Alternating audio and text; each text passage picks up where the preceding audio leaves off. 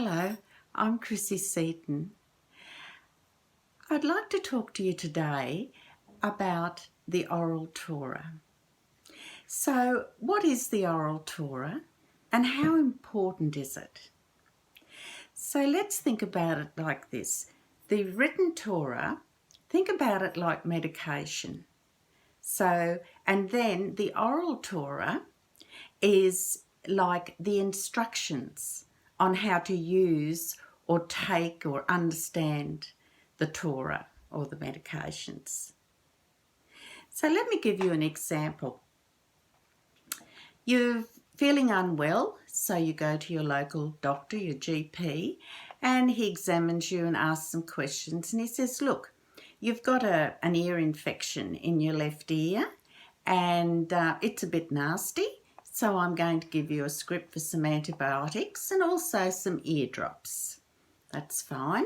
The doctor writes out his script, may ask you a couple of questions. Have you ever allergic to anything or what have you? And then you leave the doctor and you go to your pharmacist or your chemist with the written prescription that your doctor has written. And when you arrive at the pharmacist and he may ask you some other questions as well. He may say, are you allergic to anything? Have you taken this medication before, etc.? And then he proceeds to make up the script for you. In this case, it will be some antibiotic capsules and some ear drops. Now, the actual script, think of that as the written Torah. But it's not just enough for the doctor to give you a script and then you go home and you think, well, after I've had it filled, how do I take this? Oh, there might be a few instructions. And usually on the box, you'll get a box and there'll be some sort of a little sticky label here, and it will contain things like your name, etc. Take 2 capsules twice a day, with or without food. But what the pharmacist will do, he will reiterate that information and say, you need to take this antibiotic with food, and that's because that particular antibiotic may cause some nausea or some mild side effects if you don't take it with food. So think of the pharmacist's instructions as the oral Torah. It's giving you added insight into the medication, added instructions on how to use it, etc. So then he might go on to say, with these drops, you will need to lie on your right side, you will need to pull your left earlobe up and out, and then place the 2 drops straight into the ear.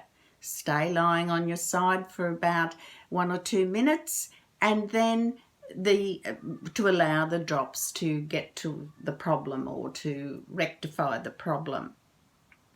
And he may even add some extra instructions and say, please don't swim while you have this ear infection, or try not to get water in it when you're showering, etc. So am I painting a picture here for you? So the prescription is just about the medications. The written Torah has some instructions in there, tells you what to do, what not to do, and why it's good for you. But the oral Torah, the further explanations, fill in those little missing gaps. They explain things to you, why that was said, how that reacts with what you're doing today, or what, in this case, how you will take that medication. So it is so important that we make use of the oral Torah. And remember, the oral Torah has been around as long as the written Torah. The 10 commandments that were given to the Jews and the 7 Noahide commandments that were given to the Noahides and all of mankind and reiterated again at Mount Sinai, they have a written form, but there is an oral explanation of those commandments. So just think about this now as your written Torah is your prescription that you take down to the pharmacist. It tells you what you're going to take. But the oral explanations that go with that written Torah are likened to the pharmacist further giving you instructions on how to use that medication. For instance, might say, you know, if you've develop a rash, please contact your doctor immediately. It may be a mild side effect or an allergy developing. So you see how important the two go together. You can't have one without the other.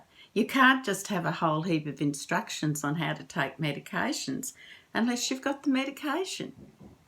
And if you've got the medication, like the Torah, then you need to have some further instructions that will help you in how to use that.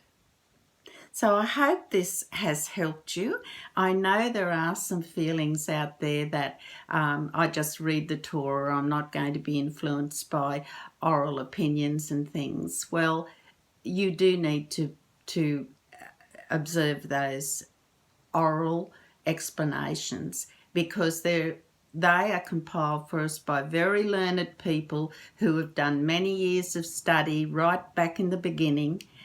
They know the Torah, they know what it implies, just as a pharmacist knows all about medications and a GP knows all about diseases and illnesses. You can't have one without the other.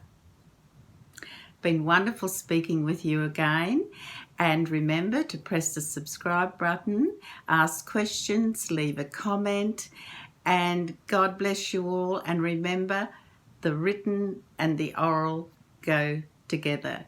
So your Torah is the medication and the oral Torah instructions are there to accompany it.